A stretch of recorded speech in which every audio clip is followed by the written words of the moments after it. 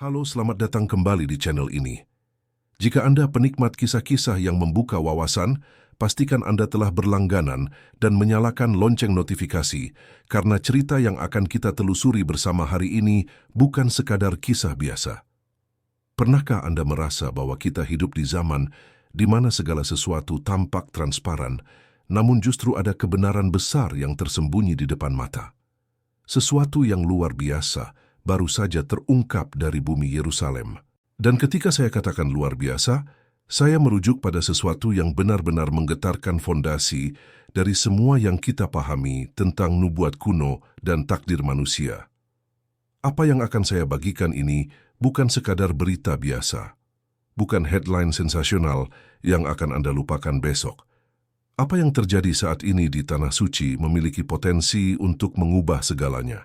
Dan saya perlu Anda menyimak dengan saksama, karena setiap kata yang akan terucap memiliki bobot yang tidak boleh Anda abaikan. Yerusalem sedang menggenapi nubuat akhir zaman. Saya tahu frasa itu terdengar dramatis.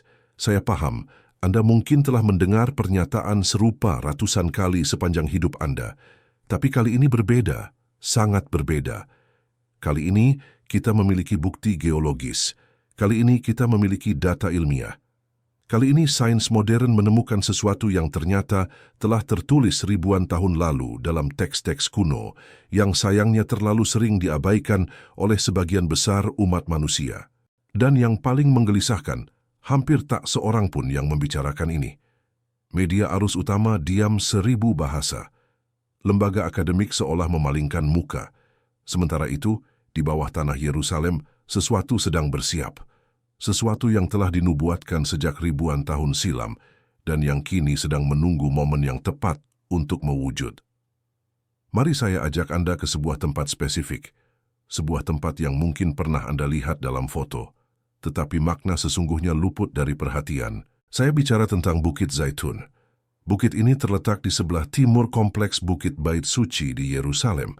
Ini adalah tempat yang disebutkan berulang kali dalam kitab suci. Tempat di mana peristiwa-peristiwa yang mengubah arah sejarah manusia terjadi. Dan justru di tempat inilah, sebuah penemuan baru saja terungkap, sebuah penemuan yang membuat para peneliti tercengang. Namun, sebelum saya membongkar apa yang ditemukan, saya perlu Anda memahami konteksnya secara utuh. Mengapa bukit khusus ini memiliki arti penting yang melampaui sekadar pertimbangan geografis atau pariwisata? Bukit Zaitun bukan sekadar gundukan tanah. Ia adalah titik pertemuan antara yang kasat mata dan yang tak terlihat, antara yang material dan yang spiritual, antara masa lalu dan masa depan.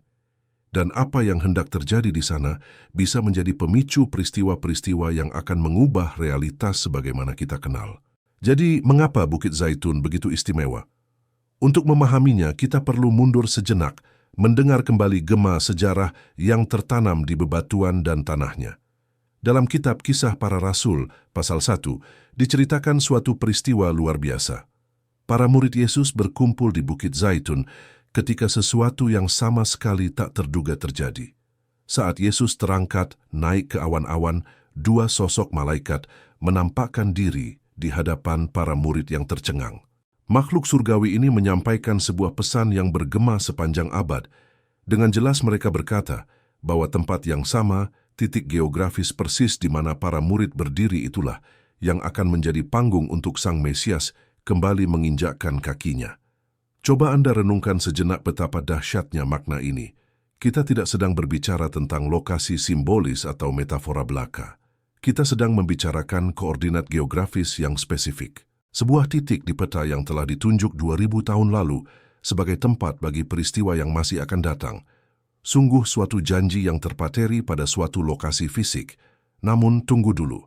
Kisah ini menjadi jauh lebih kompleks dan menarik karena ada elemen krusial lain yang perlu Anda ketahui. Saya merujuk pada pintu timur yang juga dikenal sebagai pintu emas. Pintu gerbang ini terletak di tembok Yerusalem, tepat di samping kompleks Bukit Bait Suci. Menurut nubuat-nubuat kuno, justru melalui pintu inilah Sang Mesias akan memasuki kota. Ini adalah pintu yang sama yang dilalui Yesus 2 milenium lalu, mengendarai seekor keledai. Dan ini adalah pintu yang sama yang, menurut kitab suci, akan terbuka sekali lagi ketika waktu yang ditetapkan tiba. Nah, disinilah sejarah mengambil belokan yang benar-benar tak terduga. Karena pada tahun 1517, seorang penguasa bernama Sultan Sulaiman menaklukkan Yerusalem. Penguasa Ottoman ini mengenal dengan sangat baik nubuat-nubuat Yahudi dan Kristen tentang Mesias dan masuknya. Dia melalui pintu timur. Didorong oleh ketakutan bahwa nubuat-nubuat ini akan tergenapi, dia mengambil sebuah keputusan yang mengubah konfigurasi fisik kota itu selamanya. Dia memerintahkan agar pintu timur itu ditutup sepenuhnya dengan batu dan bebatuan. Dia menyegelnya rapat-rapat, dan sebagai langkah tambahan, dia mendirikan sebuah pemakaman Muslim tepat di depannya. Logikanya waktu itu sederhana namun kuat.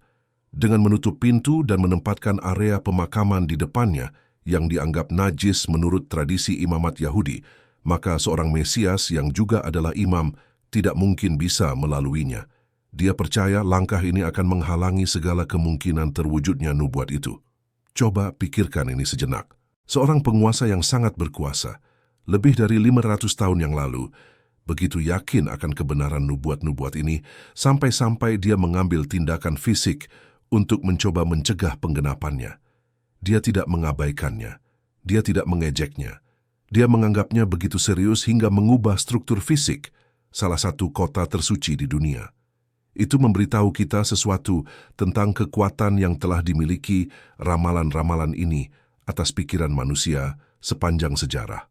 Lalu apakah upaya manusia untuk mengunci takdir itu berhasil? Inilah pertanyaan besar yang membawa kita pada penemuan mengejutkan di zaman modern, penemuan yang seakan menjawab tantangan Sulaiman dari balik lapisan waktu. Jadi, di satu sisi, ada nubuat kuno yang menunjuk pada Bukit Zaitun dan pintu timur. Di sisi lain ada upaya manusia yang berusaha mengunci pintu itu selamanya. Dua kekuatan ini seperti diam dalam ketegangan selama berabad-abad. Sampai akhirnya di tahun 1904, ketegangan itu menemukan titik terangnya melalui cara yang paling tak terduga, proyek pembangunan sebuah hotel mewah. Ya, Anda tidak salah dengar. Pemerintah Israel saat itu menyetujui sebuah proyek untuk membangun hotel berbintang di puncak Bukit Zaitun. Idenya sederhana, menarik lebih banyak wisatawan dan peziarah yang datang ke Tanah Suci dengan menawarkan akomodasi yang memiliki pemandangan langsung ke tempat-tempat paling sakral di planet ini. Ini murni proyek komersial, tanpa tendensi agama atau spiritual apapun. Mereka hanya ingin memanfaatkan daya tarik wisata daerah itu. Namun, sebelum memulai pembangunan apapun, standar prosedur wajib dilakukan. Sebuah studi geologi menyeluruh tentang tanah di lokasi itu. Anda harus tahu apa yang ada di bawah permukaan sebelum mendirikan struktur bangunan yang besar. Dan justru selama studi geologi rutin inilah, para ilmuwan menemukan sesuatu yang membuat mereka tercengang. Sesuatu yang tidak seorang pun perkirakan. Sesuatu yang ternyata terhubung secara mengerikan dengan nubuat yang ditulis ribuan tahun sebelumnya. Di bawah permukaan Bukit Zaitun yang damai dan dipenuhi pohon zaitun itu, mereka menemukan sebuah jalur patahan, fault line, yang sangat besar. Tapi itu bukan bagian yang paling mengejutkan. Yang benar-benar luar biasa adalah arah dan jalur patahan geologi ini. Retakan bawah tanah itu membentang persis dari timur ke barat. Ia dimulai dari Bukit Zaitun dan memanjang lurus seperti anak panah yang ditembakkan, hingga tepat menuju pintu timur. Pintu yang sama yang disegel Sultan Sulaiman 500 tahun sebelumnya. Pintu yang sama yang, menurut nubuat, akan dilalui Sang Mesias. Apakah Anda menangkap dahsyatnya implikasi ini?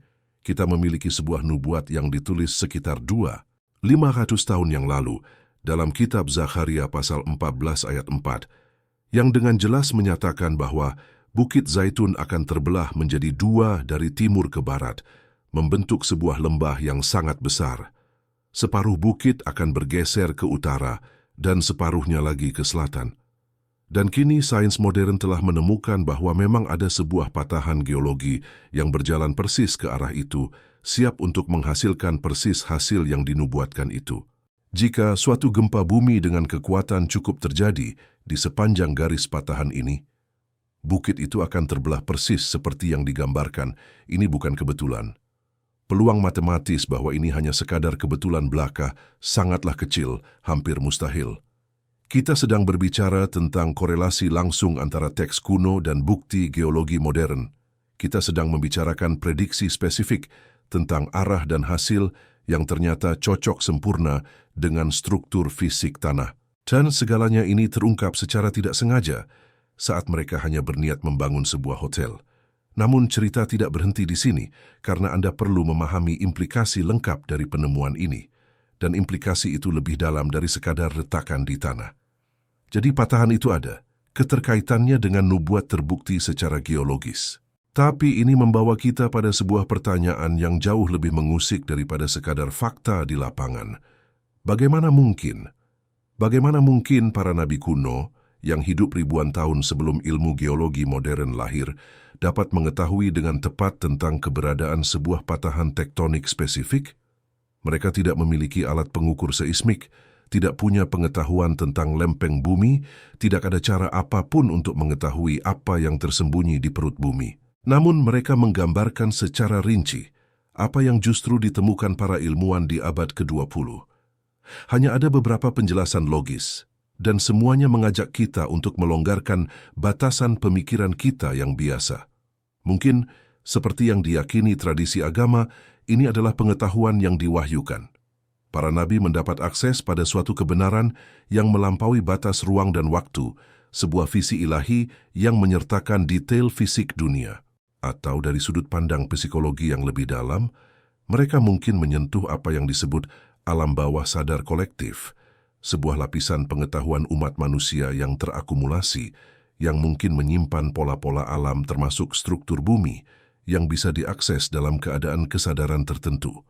Apapun penjelasan yang Anda rasa paling nyaman, fakta utamanya tetap tak terbantahkan. Nubuat-nubuat itu mengandung informasi yang dapat diverifikasi, yang seharusnya mustahil diketahui oleh penulisnya.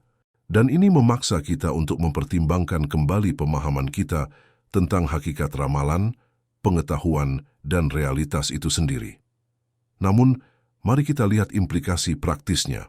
Bayangkan, jika suatu gempa bumi berkekuatan besar benar-benar terjadi di sepanjang patahan ini. Apa yang akan terjadi? Pertama, Bukit Zaitun akan terbelah persis seperti yang tertulis, sebuah peristiwa geologis dahsyat. Kedua, gelombang kejutnya akan merambat langsung ke arah pintu timur.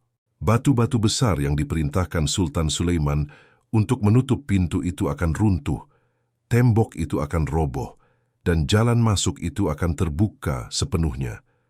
Lihatlah sekarang mengapa ini begitu penting.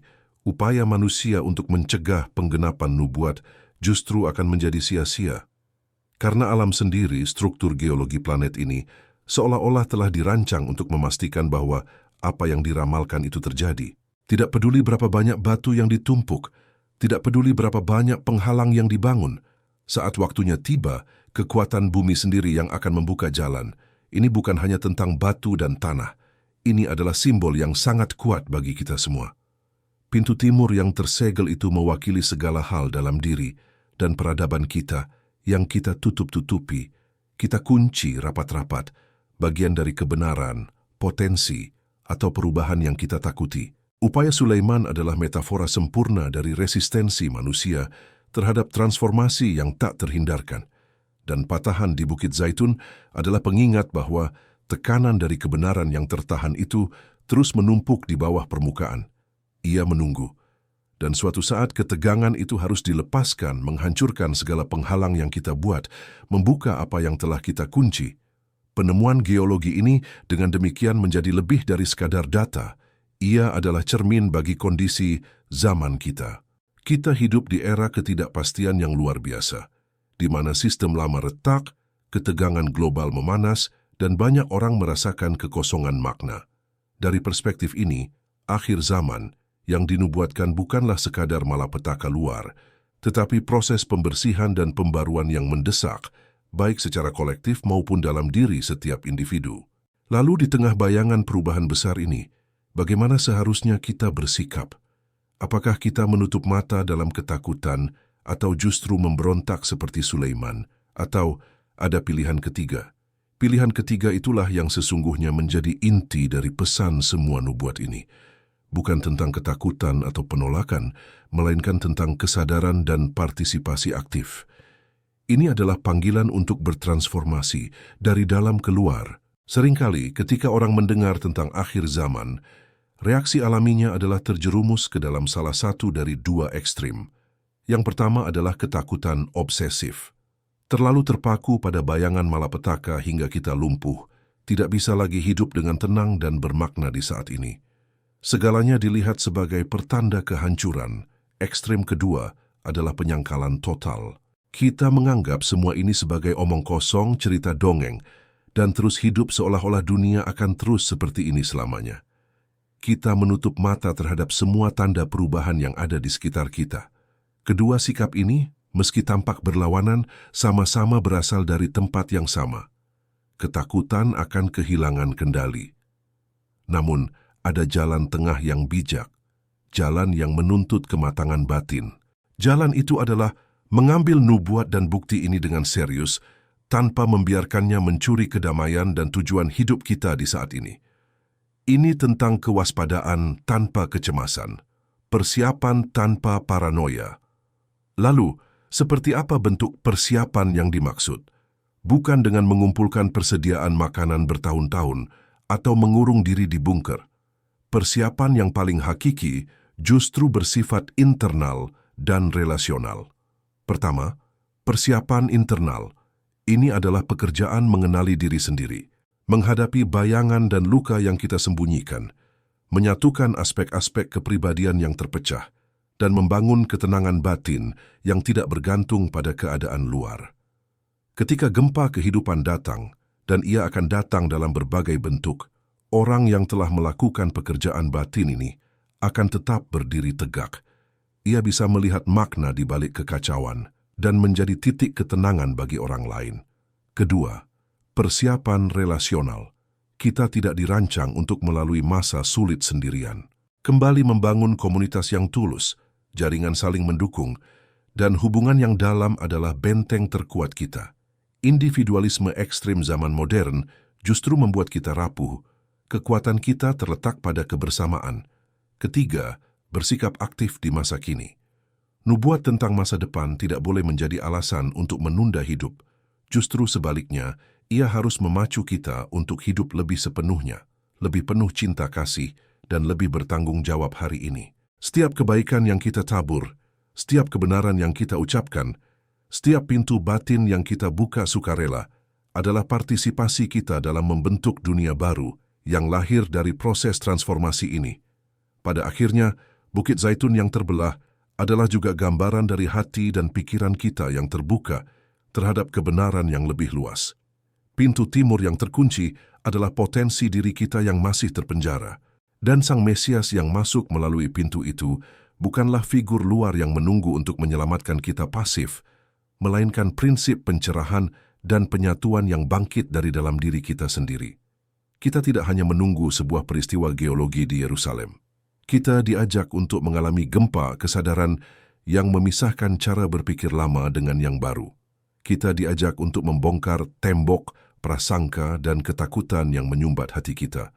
Inilah transformasi sejati yang dinubuatkan.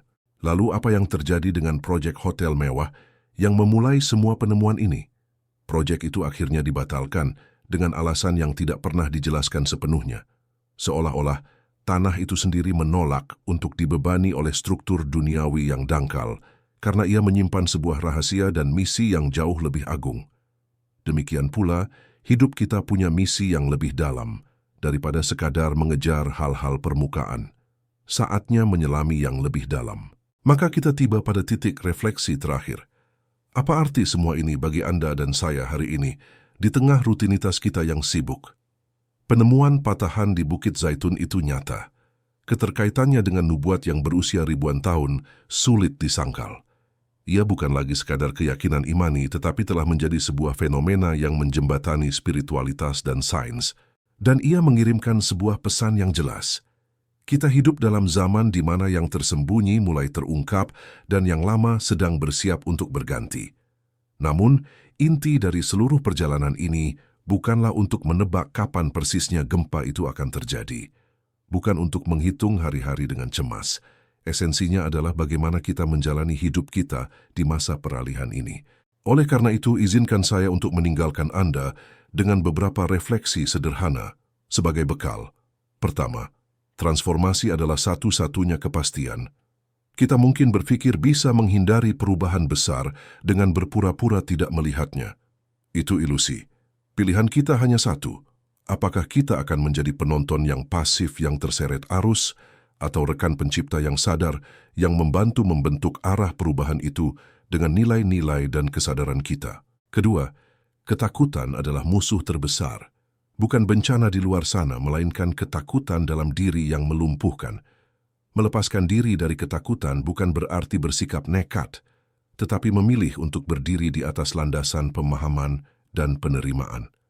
Percaya bahwa di balik semua proses yang sulit, ada pola yang lebih besar, sebuah evolusi menuju sesuatu yang lebih utuh. Ketiga, Anda tidak sendirian. Masa depan mungkin terasa berat jika kita memikulnya seorang diri, tapi kita punya sesama. Mulailah membangun dan memperkuat lingkaran kebaikan di sekitar Anda. Komunitas yang saling mendengarkan, mendukung, dan mengingatkan tentang hal-hal yang benar-benar penting. Dalam kebersamaan, beban menjadi lebih ringan. Keempat, hidup terjadi di sini, saat ini. Jangan sampai kita begitu terpaku pada nubuat tentang masa depan hingga kita melupakan keajaiban dan tanggung jawab di hadapan kita hari ini. Setiap senyuman tulus, setiap bantuan tangan, setiap upaya untuk menjadi lebih baik adalah bagian vital dari persiapan itu sendiri. Yerusalem sedang menggenapi nubuatnya, tapi dalam skala yang lebih personal, hidup Anda juga sedang memanggil untuk digenapi. Setiap patahan kecil dalam keyakinan usang, setiap pintu batin yang Anda berani buka, setiap langkah menuju kesadaran yang lebih luas, itulah penggenapan nubuat itu dalam ruang lingkup hidup Anda. Bukit Zaitun menunggu dengan patahannya. Pintu timur menunggu dibuka. Dan di suatu tempat dalam hati Anda, sebuah potensi yang lebih besar juga menunggu untuk bangkit. Inilah saatnya. Bukan untuk berlari ketakutan atau menyembunyikan kepala dalam pasir. Ini saatnya untuk bangun, sadar, dan mulai bertransformasi. Mulailah dari hal terkecil. Bukalah percakapan yang jujur. Berdamailah dengan bagian diri yang selama ini Anda abaikan. Perluaslah rasa peduli Anda. Karena pada akhirnya, akhir zaman yang dinubuatkan itu mungkin saja adalah akhir dari cara lama kita memahami dunia dan diri kita sendiri. Dan kelahirannya yang baru dimulai dari pilihan-pilihan sadar yang kita buat di setiap hari yang kita jalani. Terima kasih telah menyimak. Jika cerita ini menyentuh Anda, bagikanlah cahaya kesadaran ini. Dan seperti biasa, mari kita terus menjelajahi misteri kehidupan, tidak dengan ketakutan, tetapi dengan keberanian dan hati yang terbuka. Selamat bertransformasi.